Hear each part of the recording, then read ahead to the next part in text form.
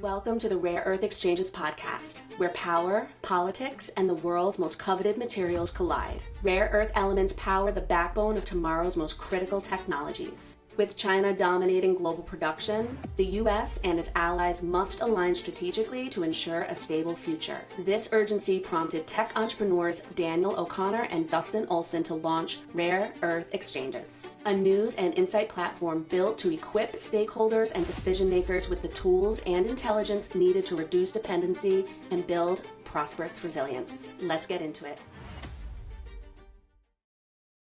Hello, everyone. Welcome back to the Rare Earth Exchanges podcast. You're joined by me, Dustin, my co-host, Daniel, and we got a special guest yet again, Mark Tory, who is the managing director over at Defense Metals. Mark, thanks for being on the show today. How are you? Yeah, good. Thanks, Dustin. It's really nice to be here. Great. So you're out of Vancouver, Canada, right? And for the listeners who are unfamiliar with Defense Metals, could you describe what the company does in a couple sentences? And then after that, just give us some of your background on how you got started with the company. So Defense Metals has a light rare earth project being neodymium and praseodymium up near Prince George in British Columbia. They've been around for about 5 or 6 years. The deposit's been there for over 40 years. It's been looked at and explored over 40 years, but it's really Defence that has brought it through a whole drilling phase into resources, reserves, and a completed PFS that we did this year. My background, I've been in resources for well over 30 years, worked in some large companies like Offtake Gold and Anglo American before going into the junior sector into gold, before then joining Northern Minerals in Western Australia in rare earths. So I was there with them for 10 years. So I've been in the rare earth industry for nearly 11 years now, which includes, a lot of time going through China and having a look at the industry in China, as well as analysing many projects globally. So I got a tap on the shoulder late last year to see whether I was interested in the role as President and CEO of Defence. I had a look at the project, did my DD, realised what a world-class asset it was, and I just wanted to be part of it and wanted to be here to try and bring it into production. So up my wife and dog, moved from Perth in Western Australia and moved to Vancouver in January, and here I am. About that. That's quite the journey. Was there anything in particular that drew you to this role with rare earths, defense? What was appealing? Absolutely. It's one of the things that anyone who's ever wanted to listen to me, whether it be government, analysts, journalists, whoever it might be, I've always told them that when you're looking at rare earth companies, don't have a look at what the grade is in the ground. Have a look at what it can concentrate up to in that first initial beneficiation process. If it can get above 30% for lights, you're looking at a company that should be able to be economic. The reason for that is that the higher the concentrate grade, the smaller the hydromet plant needs to be to get the same output. The hydromet is where the costs are in relation to capital and operating. So the smaller that can be, the more likely you are to be economic. So when I looked at Wichita and had a look at that and see that it goes from its 2.4% in the ground to a 50% concentrate grade, but yeah, this is again a world-class deposit and something I want to be part of. Awesome. And so really quick, we were chatting before we started the show, something that's unique about Defense Metals and what kind of sets you guys apart from some of the other competitors. You want to talk about that really quick? So it is this whole issue around being able to go from 2.4% in the ground to a 50% concentrate grade. There's not a lot of projects globally that are able to do that. And what's that meant to us is, we completed our PFS in February, had some good robust economics from that. We've obviously done a lot of drilling. We've done over 16,000 metres of drilling at site. And what that means in the end is that we're able to have a reserve in our, rather than just a resource, for our, in relation to the company and the project itself. But that means that we're the only company in North America, a rare earth company in North America, outside of MP Materials, who's in operation to actually have a reserve. And that just demonstrates, the economic ability to get those rare earths out of the ground. And I would just chime in for a second, Mark, that we have you in our proprietary algorithm. You're ranked 12th worldwide for the light heavy. That low? It's pretty high. That's worldwide. I mean, that includes all the Chinese ones. So okay. Yep. So if you take away the Chinese ones, you're significantly higher. So with that in mind, what are we talking about here, Mark? Like what kind of volume, tonnage, what's in the ground there, up there? And how long, give us a sense of what that looks like once you're actually in production, and how far can this mine go? Absolutely. So the PFS showed that we'd have a 15-year mine life, and the production that we're talking about is roughly 6 to 7% of world production. So, it's in the same ballpark of the Linuses and the MP materials of the world. So, as you say, it's got the capability to be one of those leading rare earth companies in the Western world outside of China. Yes, that's our understanding, and that's why you're ranked so high. Now, obviously, it's there, it's high quality. Walk us through sort of the timeline to get from where we're at today to production, and what does that high level project plan look like, just for viewers? So we finished our PFS. We're in the middle of doing optimization studies at the moment of the flow sheet to find areas that we can save on operating costs and capital costs. And we're looking to finish that sort of by the end of the year, early next year. And given the fact that we're going out and done a recent capital raise, which we announced last week, which we'll be completing hopefully end of this week, next week, we're looking to start our full feasibility study in the first quarter of next year. That's likely to be done by Hatch and SRK, and that will probably take around 12 months to complete that. We're already doing a lot of our baseline studies around the environment, so we're hoping that the permitting timeline, which will probably be the one that will be the one that will hold us up if anything else does hold us up. We're hoping that'll be somewhere between 2 and 3 years from the initial stages of when we put in our application, which will again be probably second quarter next year, for us to then be able to get into construction as soon as that permit's applied. So if you're talking, a couple of years, we're talking 2028, 29 construction, sort of 30, 31 for production. Right. And in terms of the permitting in Canada, are there differences between Australia and Canada? Can you sort of educate the audience about that, the permitting process in rare earth mining specifically? Look, they're pretty similar. I had this discussion last week at a parliamentary committee that I was a witness at, and I got asked the exact same question. They're very similar. There's not a lot different, and you've got some national level, so federal level interest in relation to the project, and you've got provincial or state level interest. In Australia and here, we'd prefer to see the states and the provinces do that whole environmental process, because they've got the knowledge and they've got the ability to make sure they know who the stakeholders are and to make sure you get through the process as quick as possible. So, that's where we're heading towards in relation to our project. Because of the size of it, it probably falls under federal, but in talking to the federal government, it's more likely to be handballed back to the province to do all the work in relation to the permitting process. Okay, so basically, it sounds like you've got a couple years left before you can go into construction, thereabouts. Couple years. Yeah, at least. Yeah. So, Dustin, I want to, Mark, get your perspective. So we're in a crunch right now. This is step away from defense for a second and just talk about where we're at in terms of China, the U.S. I mean, right now there's a refinery bottleneck with China. Can you talk about, what's your take on where the West is? How can it accelerate sort of the bind it's in this moment? Because obviously in a few years, when you come online, it's going to be a big thing, right? MP can only go so far, right? Air, what's your take on that? Just out of curiosity, you've been in this business for a while now. I've, again, for anyone who's wanted to listen for 10 years, I've been saying, this time is coming for a long, long time. But China's done a great job in relation to getting the whole industry. And it's not just rare earths, it's a whole lot of the critical minerals where they've attracted them to China and they've taken the technologies, they've advanced them.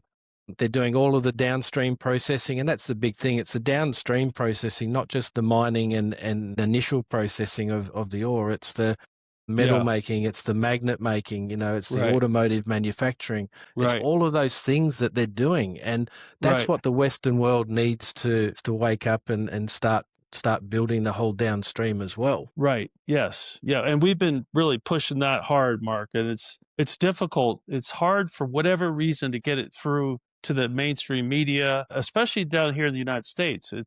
Mining has been outsourced for the most part for many years. And so now there's this reinvigorated interest, but there's a way to go. Dustin, you want to ask a couple questions? I have a few more I want to get into. So just kind of talking about where things are at in the project status, what's some of the biggest hurdles you've had to overcome since you've taken on this role? Yeah, the hurdles of financing. Trying to finance a junior rare earth company is obviously not easy.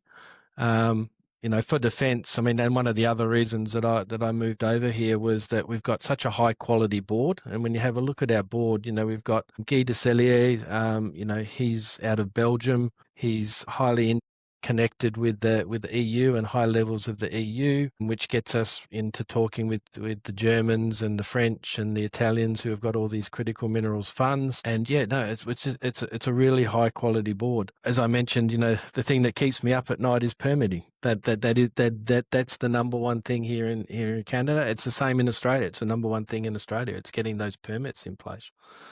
It's no different. And so we need those to move. And, you've got the federal government and you've got the provincial government both saying that they're trying to do the right thing by reducing those timelines. And we just got to help them do that. On that note, we are in a crisis right now in the West. The Chinese have shown that they will use rare earth elements as essentially economic weapons. So is there a sense that these permits could go faster? Are there things that governments could do to be more creative, to streamline even more? I think this is a big issue. I think we're dealing with that in the United States as well. Yeah, look, it's a huge issue, but the problem is you've got to do things right at the same time. So you've got to make sure you're doing everything that you need to do in relation to studies and everything for the environment. You've got to make sure that you've got the support of the community and you're doing the right things by the communities. To me, they're your pillars of making sure that you do get your operation up and running. Right. So, you do have to go down some path of time in relation to make sure those things are right and everyone's comfortable. The problem I have is a lot of things are done one after the other instead of potentially all being done concurrently. Yeah, sequential. Correct. And that's what I'm trying to push. I was just in Victoria last week, going to Ottawa in November, and they're the things that I'm pushing in relation to the permitting timeline and trying to make sure that we do this as quick as we can within the parameters of going, community is very important and environment is extremely important. Of course. But is it partially a project management discipline where, there's a waterfall methodology, there's critical path, and then there is a parallel activity. Is part of this perhaps changing how the project management paradigm is, or am I simplifying that? Yes, it's exactly what we're pushing. It's exactly internally our processes of what we're doing. So we're not waiting for the government to say this is how we're going to improve things. We're actually putting together a pro forma time frame for them to say, well, what if you did this, and this? Right. All together. Right. So you have to sort of help them along in that process. We want to be proactive. Yeah. Yes. Absolutely want to be proactive. Now, I had another question, both in Northern Minerals and now in Canada. Do you have a methodology that you bring to localization, to connecting with communities, connecting perhaps with Indigenous populations, connecting with local employment? Do you have an approach that you take, or is it just sort of, it depends on the circumstances? I just think that's a topic that people don't often talk about, but it's very important, as you mentioned. That's extremely important. And it's not really an approach. I guess it's just my DNA and where I come from and how important that I see these things is that I make them a priority. And it's not just saying things, it's actually doing things. It's not being in the media or being at, conferences, etc., going, this is what I do for communities. You've got to go out there and do things. You've got to be willing to talk to everyone out there in the communities. And that's the beauty, again, of what we have here at Defence is we've got a really good relationship with our local community, the McLeod Lake Indian Band. And like I've met the chief a number of times. We took some Koreans up to site about 2 months ago. Mm-hmm. And one of the things after doing the site visit was we came back to Prince George and I made sure that they met with the local MLA as well as the chief so that they could ask questions of them directly rather than just me, be talking and saying, we've got a great relationship with the government, we've got a great relationship with the community. Here you go. Talk to them, ask them the questions. Yes. Yes. The chief is coming with me to Ottawa to meet the federal politicians. So to demonstrate the fact that they want this thing and this project pushed forward. So, those things are very, very important. Yes. No, that's really great wisdom, Mark. Really, really, very much so. Now, talk about business. When you're developing a rare earth element mine like you are now, and of course, don't reveal anything that you shouldn't, but are you talking business already, like offtake agreements? Are you doing that business development, or are you waiting a little bit longer until things are a little closer? Just generally. No need to go into details. Yeah. Well, look, in the public domain, we've got an MOU with an offtake partner in relation to a significant portion of our PFS production. We need to be talking to strategic partners and off-takers as early as now. I mean, these discussions take time, especially given the opaqueness of the market for rare earths. You got to work out which partners are going to work with you the right way. Yeah. And when I was at Northern Minerals, I ended up doing a deal with the Luca and did the majority of that before I left. Right. In relation to selling our concentrate down to them, because we knew that there was no way that we should be building a full scale hydromet plant. We just needed it too big. Yeah. Yeah.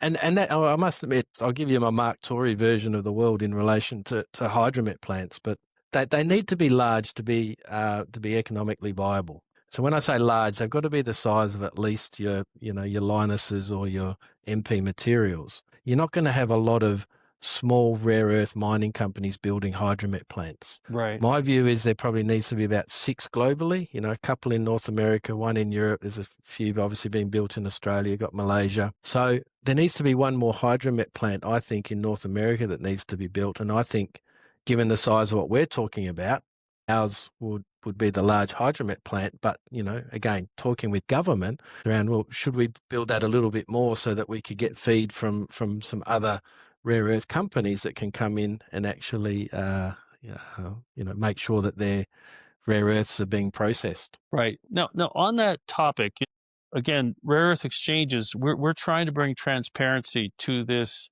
very opaque, not clear market. And so that's upstream, that's midstream, that's downstream. Midstream is where there's a major choke point bottleneck, as you know. Canada, I believe there's 1 or 2 initiatives for actual refining in Canada, correct? I mean, can you maybe just high level educate the audience about refining in Canada and where it stands today? There's still not a lot of refining that's happening, in rare earths. Yeah, understood. Yeah. In the Western world. Yeah. So the Saskatchewan Research Council obviously has been given a bit of money by the federal government and the provincial government to look at building, sort of pilot plant scale hydromet plants and separation plants in relation to rare earths. So, that's part of it.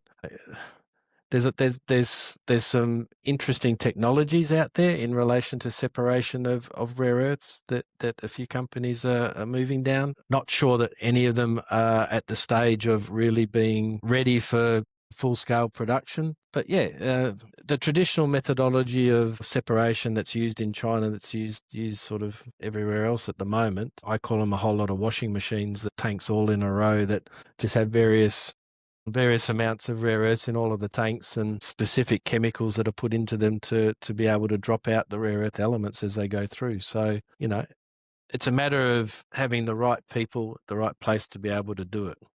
Yeah, for sure. And it's an important point you bring up. And what a lot of folks don't truly understand is that there's very little refining outside of China. For the stage that you're in, it's a sizable project. What's the sort of standard size of FTEs and contractors for this stage? Yeah, well, for this stage, I mean, as I said, we're moving into a full-scale feasibility study. We'd be mainly relying on external contractors to be doing the feasibility study.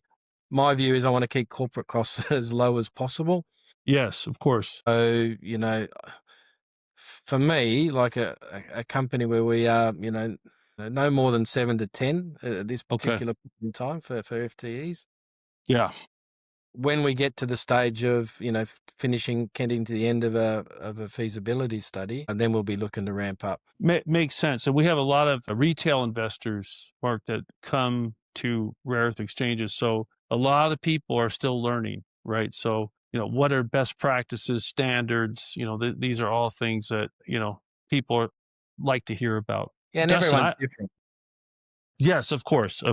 From your perspective, the more careful you can manage it, the cost structure, get productivity, the better for the shareholders. Dustin, do you have a couple more questions? I have a few more as well. Yeah. So we talked kind of briefly about just different relationships you have, how you work with, the government and the community. But what's the approach to inside the business? How do you keep people interested, engaged? What's company culture look like? Because it's still quite a bit of runway before you guys are in production and No, things are really absolutely. cranking.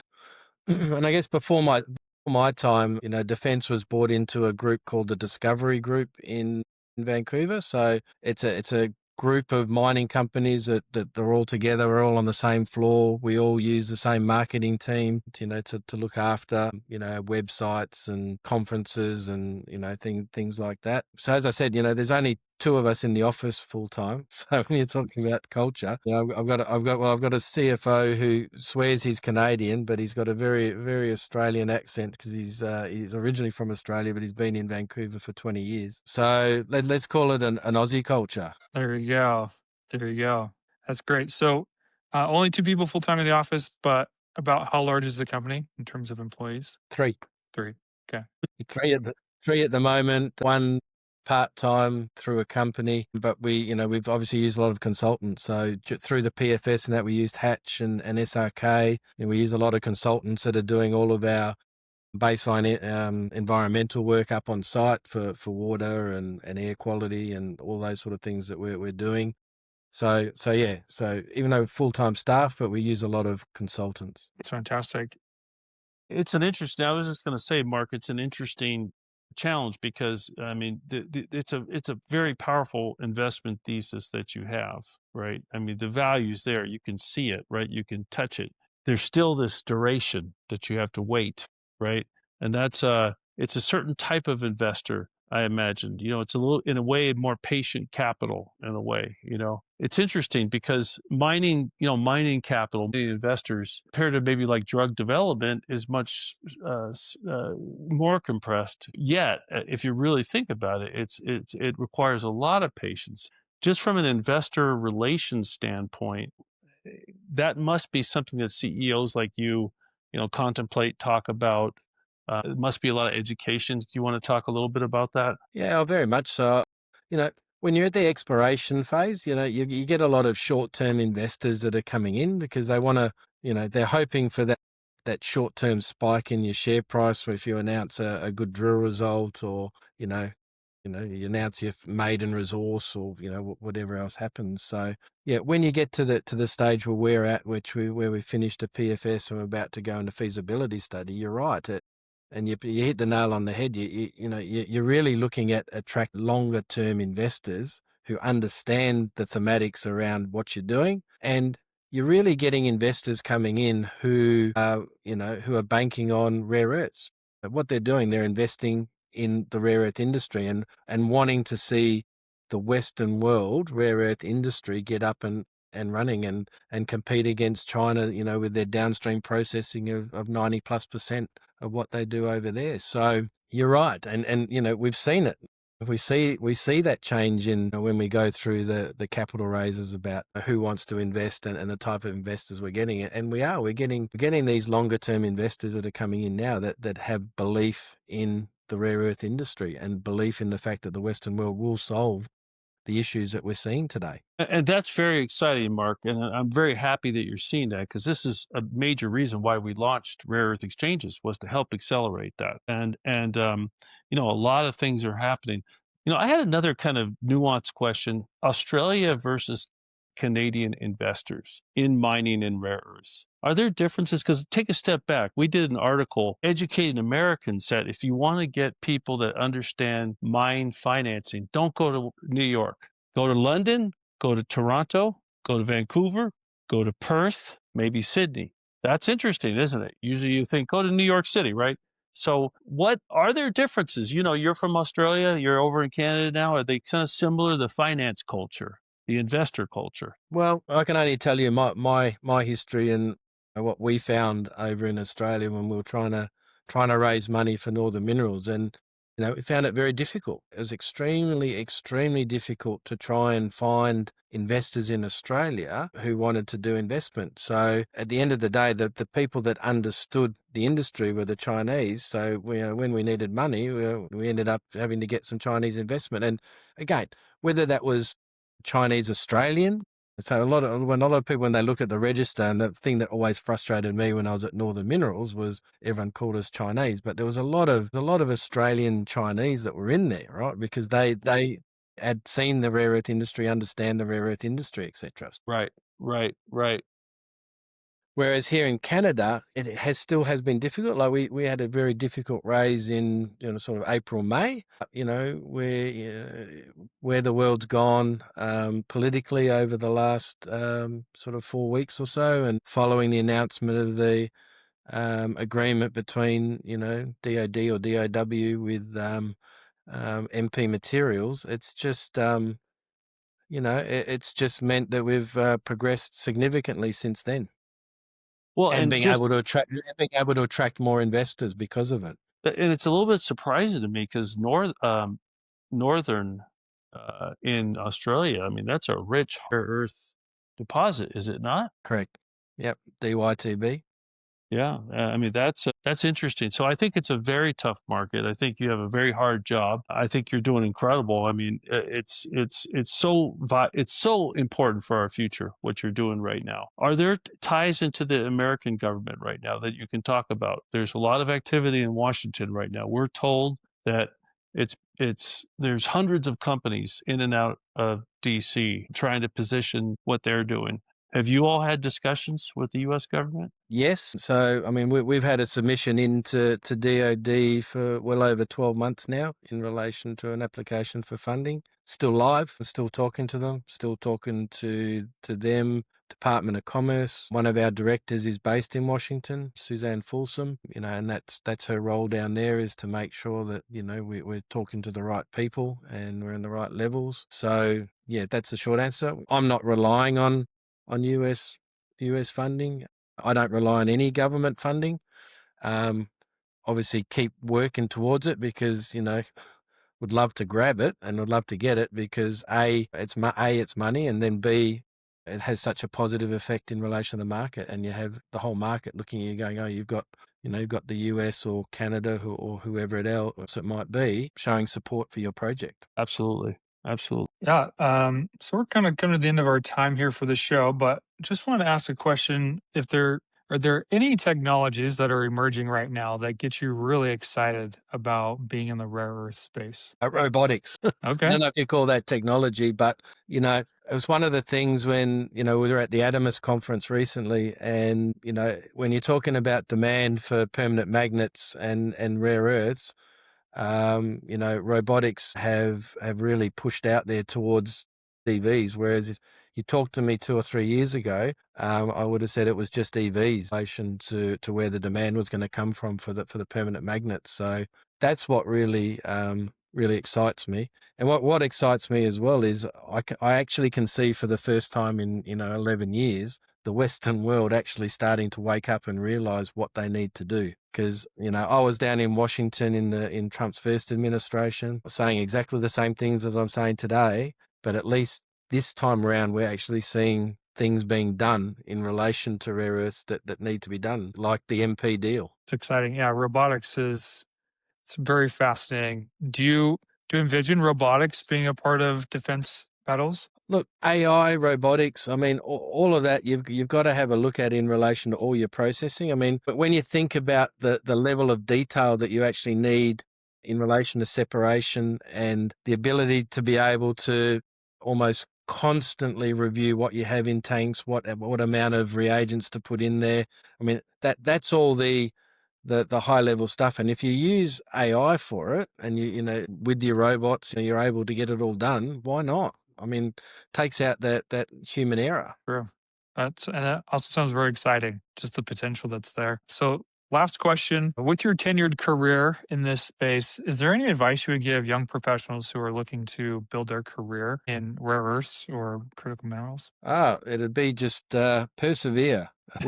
It's it's a difficult industry. I've had people people come to me since I took this job and said, "Why you got back into this after 10 years of struggling at Northern Minerals, and why go back into rare earths?" And the reality is, it's because I love it, and it's because it's one of these industries that I see as a huge requirement in the Western world, and want to be part of that.